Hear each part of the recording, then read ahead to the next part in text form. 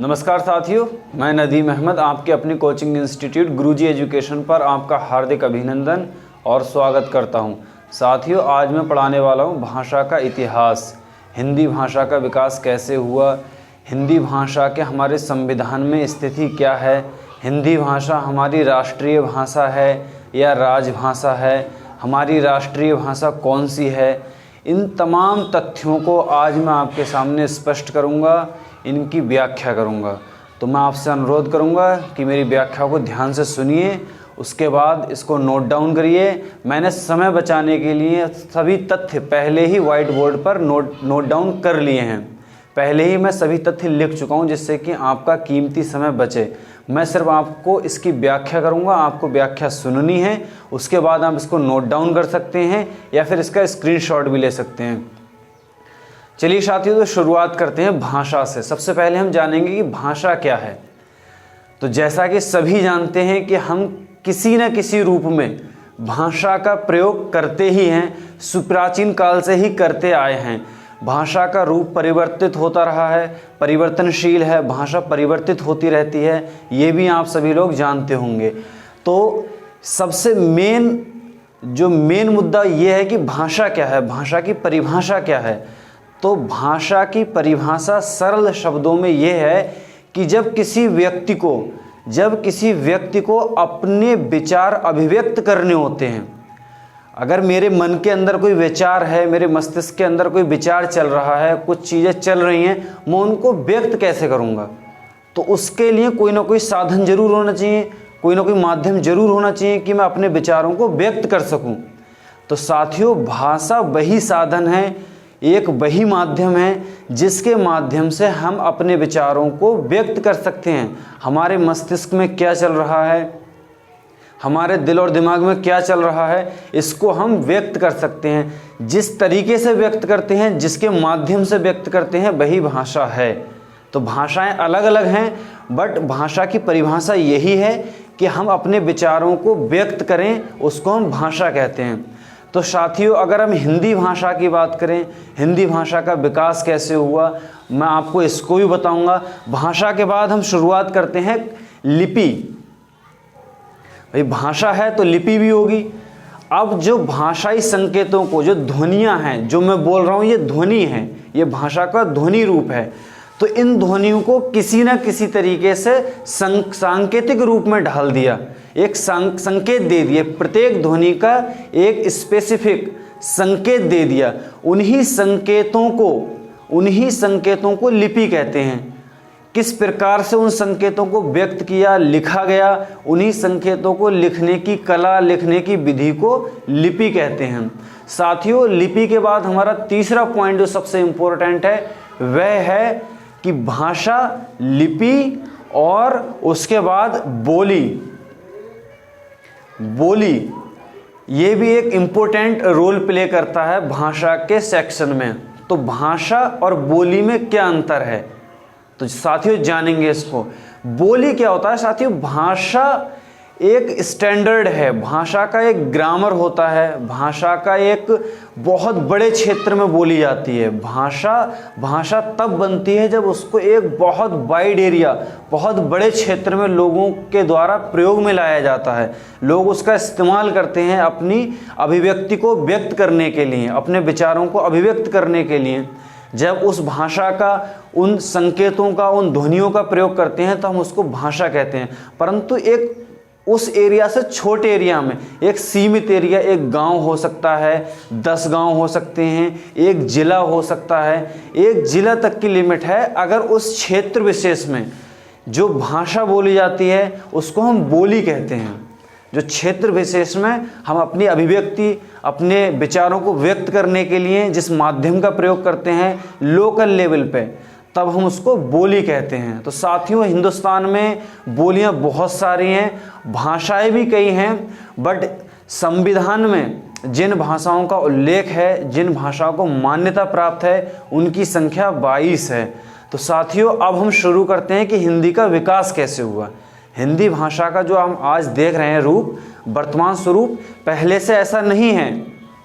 हिंदी भाषा का रूप समय के साथ परिवर्तित हुआ है और अभी जो हम वर्तमान में देख रहे हैं इससे पहले कई सारे परिवर्तन इस भाषा में हो चुके हैं।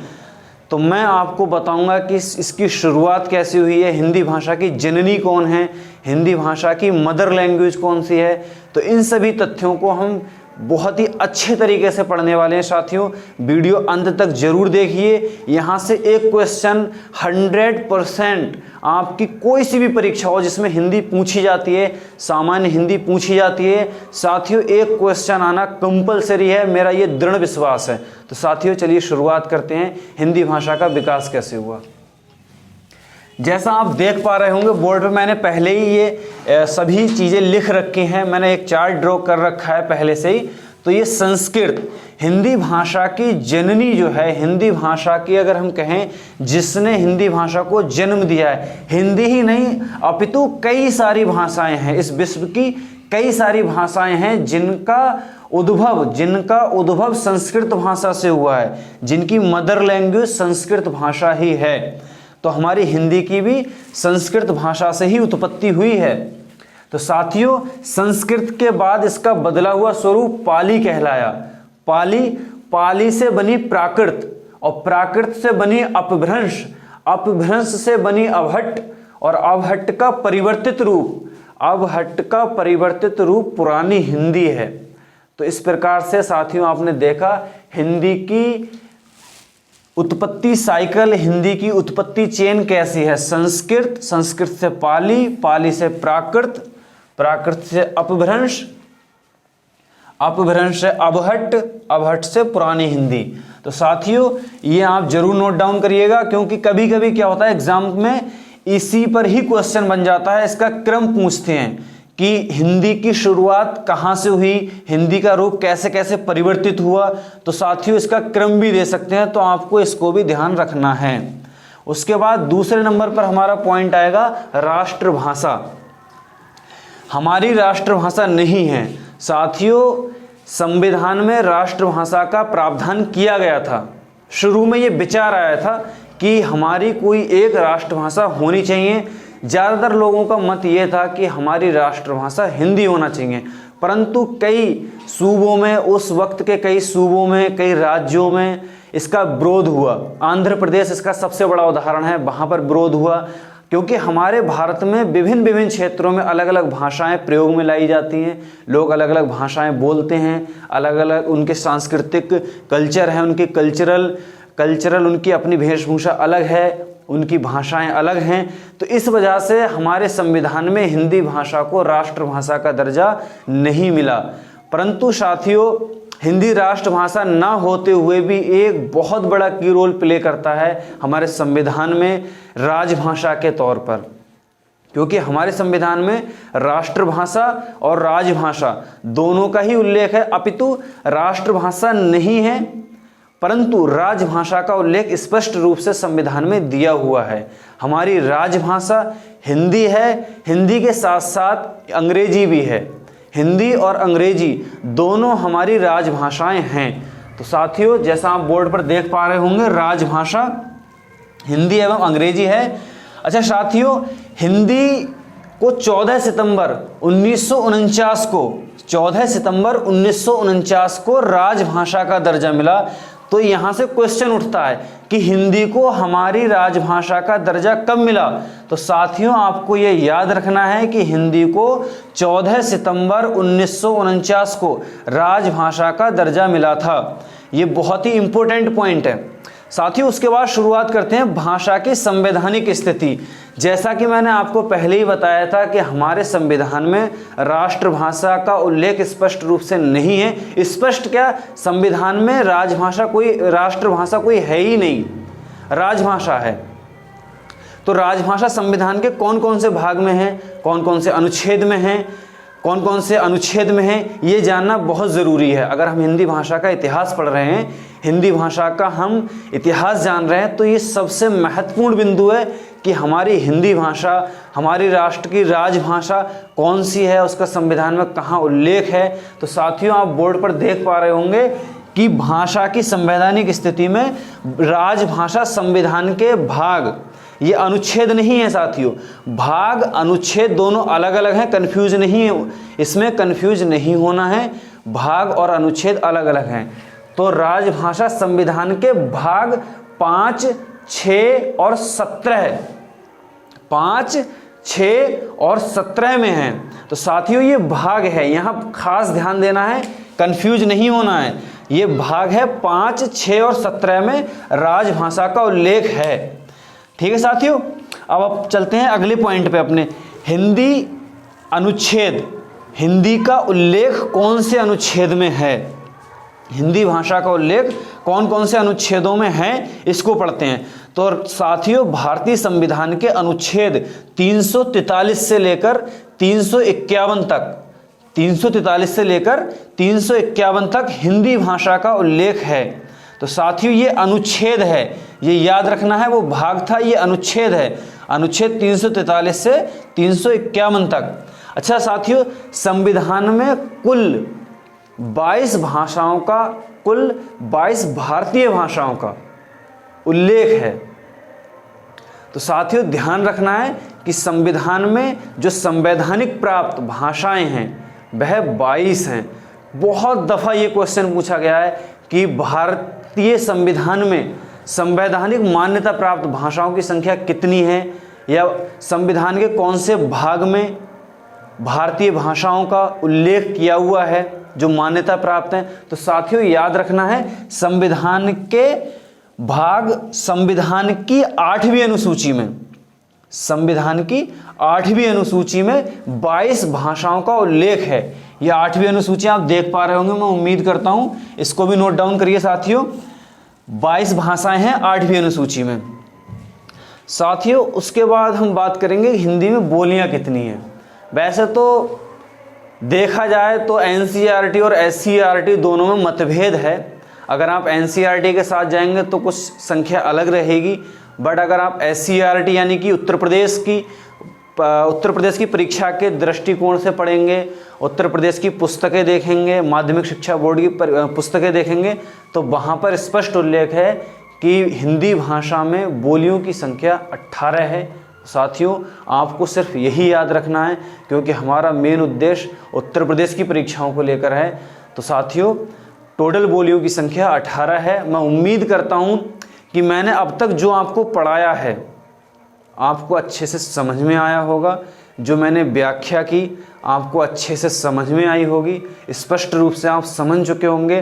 परंतु अगर फिर भी आपको कोई क्वेश्चन है, आपके डाउट हैं, ये बिल्कुल नेचुरल है कि अगर कोई शिक्षक पढ़ाता है तो जाहिर सी बात है कि कुछ ना कुछ डाउट्स छात्रों के मन में, छात्रों के मस्तिष्क में ज़रूर क्रिएट होंगे।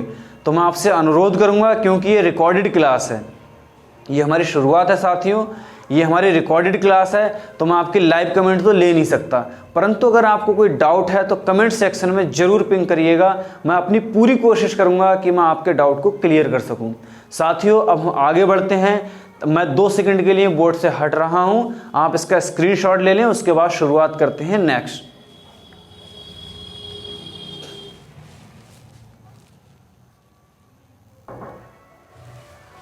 साथियों आशा करता हूँ आपने स्क्रीनशॉट ले लिया होगा। अब हम शुरुआत करते हैं अपने नए बिंदु से, नए टॉपिक से। हमारा नया टॉपिक है भाषा के तत्व, हिंदी भाषा के तत्व।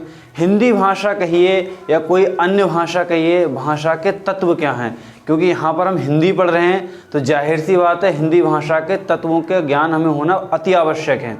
तो मैं आज आपको बताने वाला हूँ कि भाषा के तत्व क्या हैं, भाषा के अंग क्या हैं।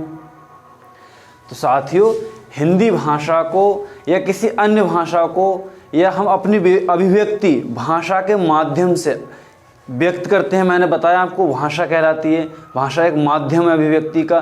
परंतु ये अपनी अभिव्यक्ति हम या तो लिखित रूप में व्यक्त कर सकते हैं या बोलकर व्यक्त करते हैं। कभी कभी हम संकेतों का भी प्रयोग करते हैं अपनी अभिव्यक्ति, अपने विचारों को व्यक्त करने के लिए।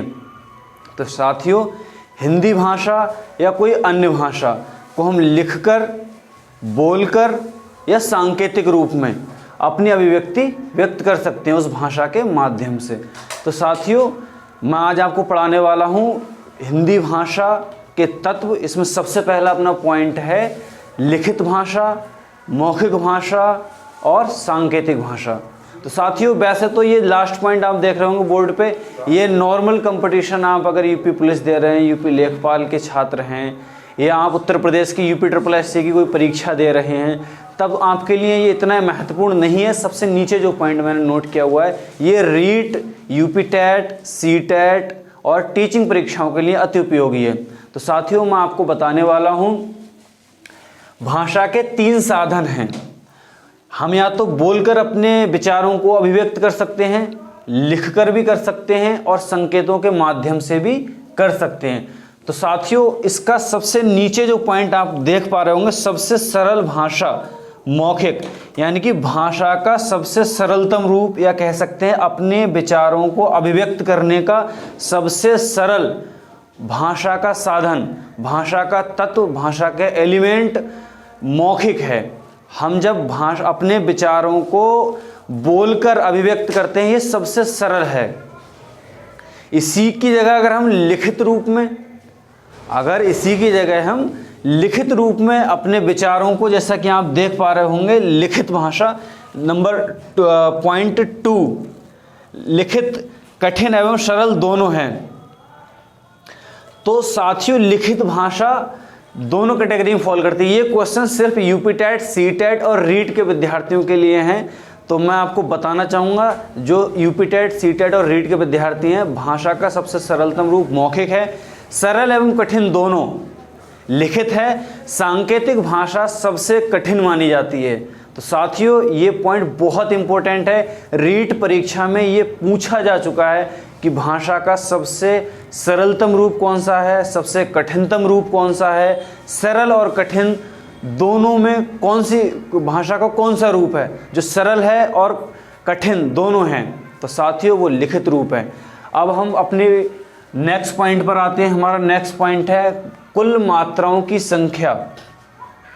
आप बोर्ड पर देख पा रहे होंगे कुल मात्राओं की संख्या 10 है, क्योंकि आ की कोई मात्रा नहीं है। तो साथियों हिंदी भाषा में, हिंदी वर्णमाला में, हिंदी व्याकरण में मात्राओं की संख्या 10 है, स्वरों की संख्या 11 है। हिंदी भाषा में, हिंदी व्याकरण में मूल स्वरों की संख्या 11 है, अपितु मात्राएं 10 हैं।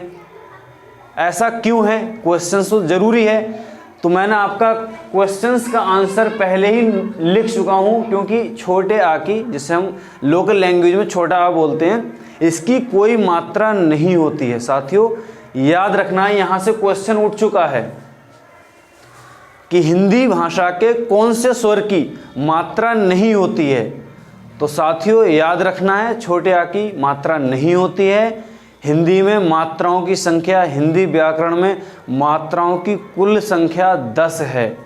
ठीक है साथियों, ये बहुत ही इंपॉर्टेंट पॉइंट है, क्योंकि यहाँ बच्चों को बहुत ज़्यादा कन्फ्यूजन होती है। बच्चे सोचते हैं हिंदी वर्णमाला में 11 स्वर हैं, तो ऑब्वियस सी बात है कि मात्राएं भी 11 होंगी, बट यहाँ ध्यान रखना है मात्राओं की संख्या 10 है। साथियों इसको बहुत ज़्यादा ध्यान देने की ज़रूरत है। भाषा की सबसे छोटी इकाई, मौखिक इकाई को ध्वनि कहते हैं, एवं इसी के लिखित रूप को वर्ण या अक्षर कहते हैं।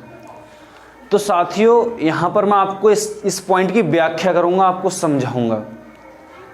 जब व्यक्ति अपने विचार को अभिव्यक्त करता है, अपने मुख से साउंड प्रोड्यूस करता है, ध्वनि को निकालता है, तो साथियों वो सबसे भाषा का निम्नतम रूप होता है, भाषा की सबसे छोटी इकाई होती है। अगर व्यक्ति का बोल रहा है तो ये भाषा का सबसे निम्नतम रूप है, जिसको हम ध्वनि कहते हैं, क्योंकि भाषा का इजाद, भाषा की उत्पत्ति ध्वनि से ही हुई है। शुरू में व्यक्ति ध्वनि के द्वारा ही भाषा का प्रयोग करते थे। तो साथियों ये याद रखने की ज़रूरत है कि भाषा का सबसे निम्नतम रूप ध्वनि है, परंतु जैसे जैसे व्यक्ति भाषाओं का प्रयोग करते गए तो उनकी व्याकरण बन गई, विद्वानों ने उनकी व्याकरण की रचना कर दी। तो उस वजह से अब व्याकरण जब बन गया तो भाई व्याकरण में लिपि का प्रयोग हुआ, लिखने के लिए लिपि चाहिए। अब लिपि चाहिए तो भाषाई ध्वनियों को जो हम ध्वनि प्रोड्यूस कर रहे हैं उनको, प्रत्येक ध्वनि को एक स्पेसिफिक संकेत दे दिया गया, प्रत्येक ध्वनि को एक स्पेसिफिक सांकेतिक रूप दे दिया गया। उन संकेतों को, जब हम किसी ध्वनि को प्रोड्यूस कर रहे हैं उसको हम सांकेतिक रूप दे दें, उन संकेतों को भी भाषा का सबसे छोटा रूप कहा गया, लेकिन वह वर्ण कहलाए, वर्ण या अक्षर कहलाए, ध्वनि नहीं है वो, वह वर्ण है या अक्षर है। तो क्वेश्चन इस तरीके से बनता है साथियों कि भाषा का सबसे निम्नतम रूप क्या है या भाषा की सबसे छोटी इकाई कौन सी है। तो अगर ऑप्शन में ध्वनि है तो साथियों ध्वनि पर जाना है। अगर ध्वनि, वर्ण, अक्षर तो एक ही बात है, अगर वर्ण होगा तो अक्षर नहीं होगा, अक्षर दिया हुआ होगा तो वर्ण नहीं होगा। तो साथियों अगर ध्वनि और वर्ण दोनों हैं तो सबसे ज़्यादा जो हमें संभावना है सही होने की और होगा भी, वह ध्वनि है। लेकिन ऐसा बहुत कम होता है कि ध्वनि और वर्ण दोनों दे दिए जाएं। अगर आपको सिर्फ ध्वनि दिया हुआ है तो ऑब्वियसली बात है आप ध्वनि ही सिलेक्ट करेंगे। उसके बाद लिखित रूप को वर्ण कहते हैं, भाषा के सबसे निम्नतम रूप, भाषा के सबसे निम्नतम लिखित रूप को वर्ण कहते हैं। भाषा की सबसे छोटी इकाई है उसके लिखित रूप को वर्ण कहते हैं। तो साथियों याद रखना है, और जिसको हम प्रोड्यूस कर सकें, बोल सकें, वो ध्वनि है। तो साथियों अपना ये दूसरा पॉइंट था कि भाषा की सबसे छोटी मौखिक इकाई को ध्वनि कहते हैं एवं इसी के लिखित रूप को वर्ण या अक्षर कहते हैं। इसमें कन्फ्यूजन होने की बिल्कुल ज़रूरत नहीं है, कन्फ्यूज होने की बिल्कुल ज़रूरत नहीं है, क्रिस्टल क्लियर है। मौखिक इकाई अगर पूछ रहा है प्रश्न में तो ध्वनि है, लिखित रूप पूछ रहा है तो वर्ण या अक्षर है। नेक्स्ट पॉइंट हमारा है भाषा की सबसे छोटी अर्थपूर्ण इकाई। तो साथियों यहाँ पर अर्थ शब्द जोड़ दिया गया है। भाषा की सबसे छोटी अर्थपूर्ण इकाई यानी कि जिसका एक स्वतंत्र अर्थ हो, जो अपना अर्थ प्रकट कर रही हो, जो अपना अर्थ लिए हुए हो, जिसका खुद का एक अर्थ हो, वह शब्द है, शब्द या पद। जब शब्द को वाक्य में प्रयोग कर देते हैं तो वह पद कहलाता है, अगर स्वतंत्र है तो शब्द कहलाता है। तो साथियों शब्द का एक स्वतंत्र अर्थ होता है। तो भाषा की सबसे लघुत्तम अर्थपूर्ण इकाई शब्द है। ठीक है साथियों।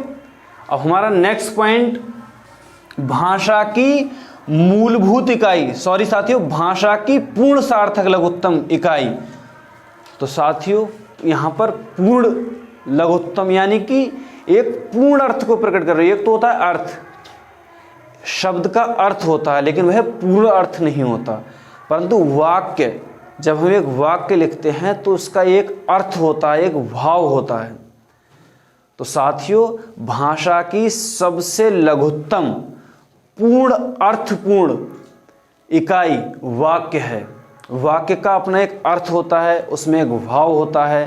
तो साथियों ये भी पॉइंट है, क्योंकि क्या होता है परीक्षाओं में कई दफ़ा सिर्फ शब्दों का खेल होता है। एग्जामिनर क्या करता है, शब्दों से खेलता है। बच्चे शब्दों में उलझ जाते हैं कि अर्थपूर्ण इकाई कौन सी है, संपूर्ण अर्थपूर्ण इकाई कौन सी है, लघुत्तम इकाई कौन सी है। तो इसमें कंफ्यूज होने की बिल्कुल ज़रूरत नहीं है। मैंने सभी पॉइंट बहुत अच्छी तरीके से बोर्ड पर लिख दिए हैं, इसीलिए कि आपका टाइम बचे। मुझे सिर्फ एक्सप्लेन करना है, समझाना है, जिससे कि बच्चों को अच्छे से समझ में आए। तो साथियों याद रखना है, इसमें बिल्कुल कंफ्यूज होने की ज़रूरत नहीं है। भाषा की पूर्ण सार्थक लघुत्तम इकाई वाक्य है। ये हमारा पॉइंट क्लियर हो चुका है। हमारा नेक्स्ट पॉइंट है भाषा की मूलभूत इकाई।